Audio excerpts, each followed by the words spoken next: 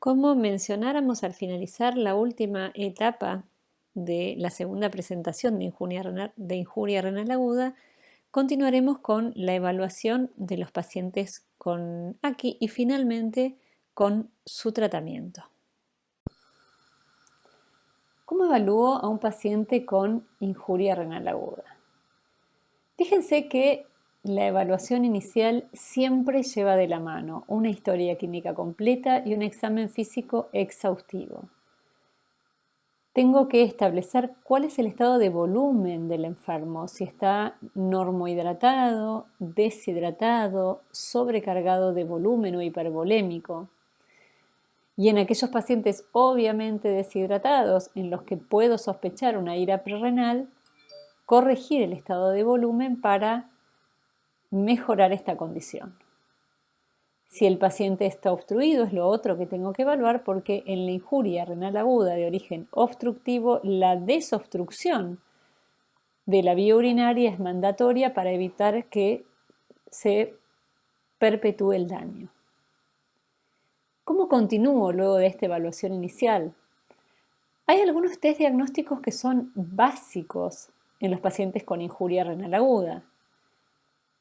Los índices urinarios son una herramienta, el sedimento urinario otra y la ecografía renal. Yo les diría que entre estos tres consideramos los más importantes para la evaluación de estos enfermos. Después vamos a describir someramente cada uno de estos, hablaremos de algunos detalles importantes en la evaluación de los pacientes. Posterior a los test diagnósticos básicos, ensayos terapéuticos. Considerar la expansión con cristaloides si el paciente se encontraba deshidratado. Luego de alcanzar el estado de normovolemia, el uso de drogas inotrópicas en aquellos pacientes que se encuentran en situación de shock, como puede ser la noradrenalina para obtener una presión arterial media superior a los 70 milímetros de mercurio. Y en aquellos pacientes donde la injuria renal aguda es oligúrica, evaluar el inicio de diuréticos. Y finalmente, en aquellos pacientes que lo ameritan, discernir la necesidad o no del uso de biopsia renal. Una de las herramientas que utilizamos los médicos nefrólogos y los médicos clínicos en la evaluación de la AQI son los índices urinarios. Estos nos permiten o son utilizados predominantemente para diferenciar la AQI prerrenal de la AQI renal. Yo les recomiendo que recuerden que en la AQI prerrenal el túbulo está indemne y en la AQI renal el túbulo está dañado. Por ende, la capacidad de reabsorción de agua, sodio y otros solutos en la AQI renal se pierde y está preservada en la AQI prerrenal. Eso explica por qué la densidad urinaria, la osmolaridad urinaria, el FeNA de sodio, el FeNA de urea son más elevados en la AQI prerrenal, contrariamente a lo que sucede en la AQI renal, simplemente porque el riñón, que no tiene daño estructural, preserva la capacidad de reabsorción de sodio y otros solutos ante situaciones de bajo volumen efectivo.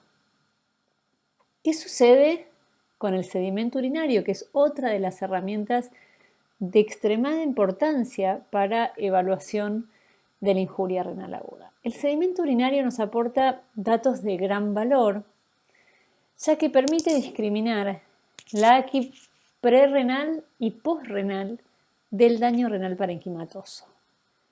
El sedimento urinario en la AQI pre y posrenal es normal, no presenta alteraciones. ¿Esto qué implica? Implica que puedo tener, como en el sedimento normal, escasos cilindros hialinos, escasos leucocitos, escasos glóbulos rojos o hematíes por campo. Eso no se ve en situaciones de AQI renal. Y fíjense, un sedimento urinario activo con cilindros eritrocitarios, proteinuria, me puede hacer sospechar una glomerulopatía, una microangiopatía trombótica, una vasculitis. un sedimento urinario con leucocitos o cilindros leucocitarios me puede hacer sospechar por ejemplo, una pielonefritis. La presencia de eosinófilos o eosinofiluria, una nefritis intersticial aguda o una enfermedad renal atroembólica. Son difíciles de encontrar los eosinófilos. La presencia de células tubulares, cilindros pigmentarios, abundantes cilindros hialinos me puede hacer pensar en necrosis tubular aguda. Un dato es muy claro. Yo hoy les decía que la necrosis tubular aguda es la causa más frecuente de aqui renal. Se lleva, siendo gráfico, el 80% de los casos. La necrosis tubular aguda o injuria tubular aguda suele tener un sedimento urinario limpio. Lo que pueden encontrar es abundantes cilindros hialinos, no otra cosa.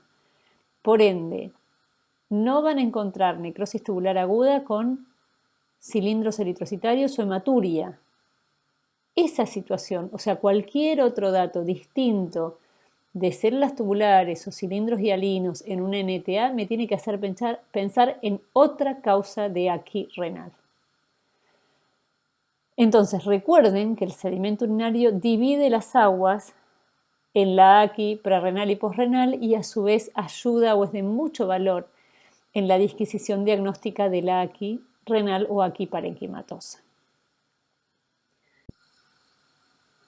Vamos a hacer una pequeña mención a el desarrollo de distintos biomarcadores, como por ejemplo la KIM1, la NGAL, para detección temprana de injuria renal aguda. Ustedes saben que cuando se produce el incremento de la creatinina sérica, habitualmente ya ha pasado un periodo importante de injuria.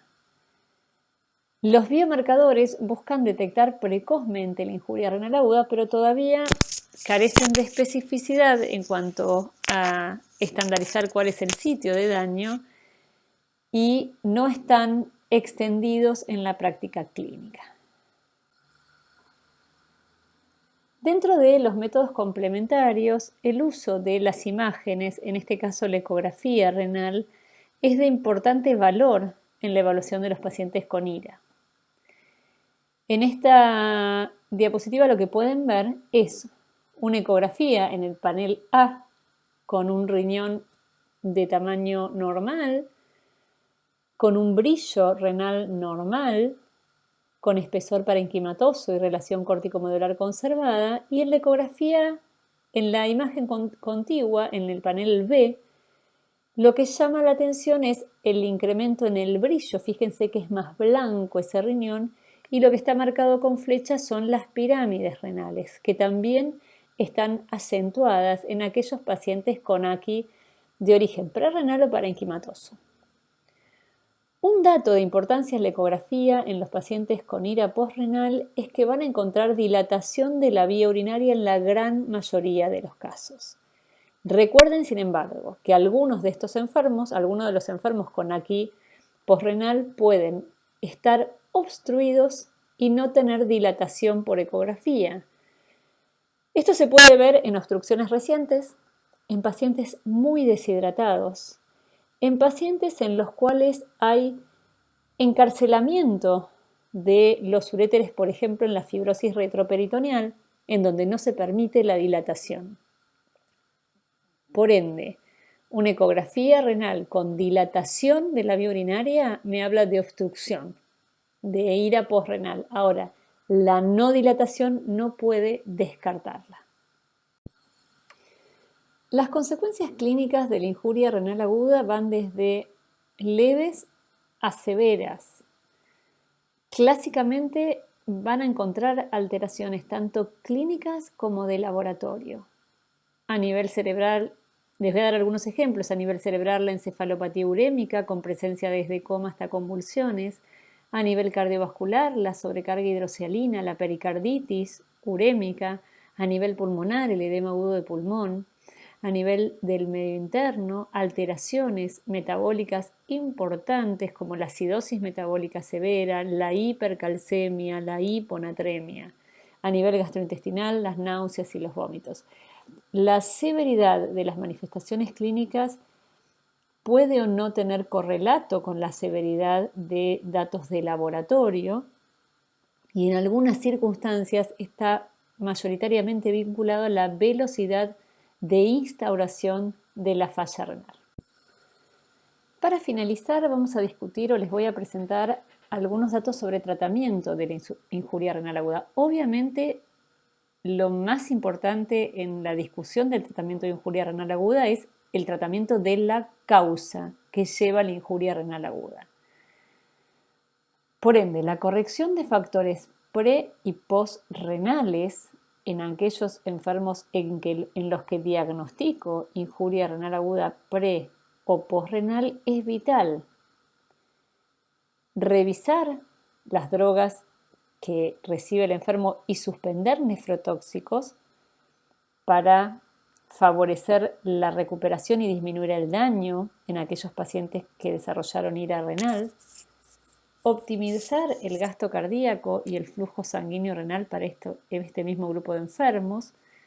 Restaurar o incrementar el volumen urinario para aquellos pacientes oligúricos o anúricos. Y diagnosticar y tratar las complicaciones agudas de la ira. Primer punto, restaurar la perfusión renal. El paciente debe estar euvolémico, por ende, hidratación con líquidos isotónicos endovenosos, habitualmente solución fisiológica y uso de vasopresores, mayoritariamente noradrenalina, para mejorar la perfusión renal de estos enfermos. Recuperación del volumen urinario. Si bien el convertir una ira oligúrica en una no oligúrica me facilita el manejo de estos enfermos porque puedo disminuir el riesgo de edema agudo de pulmón, no mejora el pronóstico, la mortalidad es la misma, sí facilita el manejo. Entonces, por ende, en aquellos pacientes con AQI oligúrica, un ensayo con diuréticos, habitualmente lo que se utiliza es furosemida.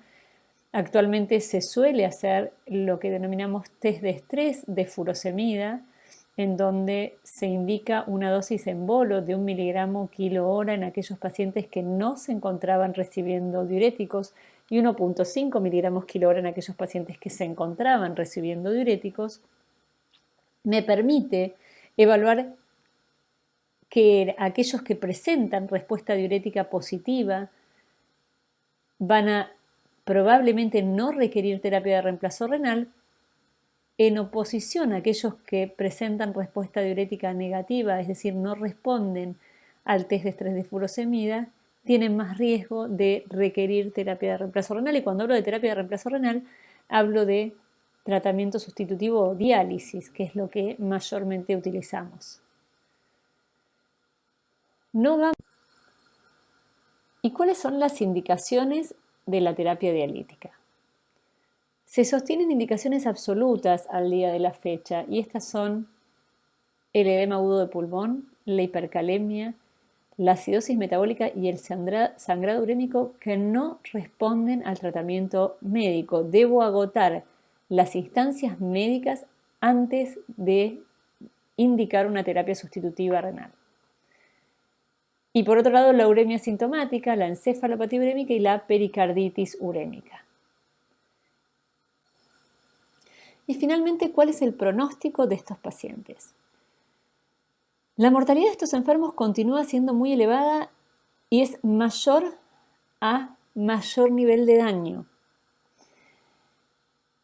Asimismo, hay que considerar que es mucho más alta en aquellos pacientes que requieren terapia de reemplazo renal o admisión a una unidad de cuidados intensivos. Y para destacar que la mortalidad depende fundamentalmente de cuál es la causa que desencadena la injuria renal aguda.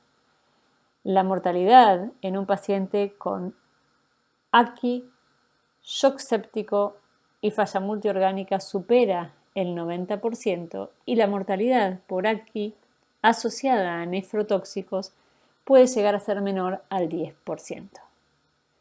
Bueno, finalizamos la clase teórica correspondiente a injuria renal aguda.